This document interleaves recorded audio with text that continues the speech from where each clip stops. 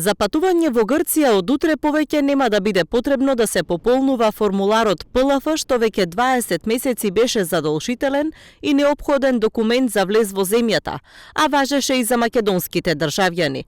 Министерот за туризам на Грција пред 10 дена соопшти дека по препорака од Комисијата на епидемиолози од Министерството за здравство од 15 март се укинува пополнувањето на формуларот ПЛФ за сите посетители од сите земји за влез во Грција и додаде дека укинувањето го олеснува процесот за влез на туристи, а акцентот ќе биде на контрола на сертификатите.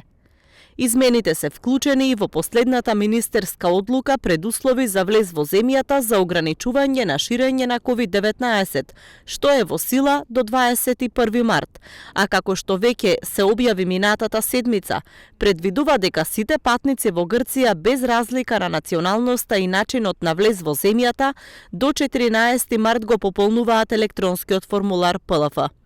Задолжителното пополнување на ПЛФ формуларот Грција го воведе на 1 јули 2020 година, кога по првиот бран на COVID-19 и првиот карантин постепено почна да ги отвора границите за странски државјани.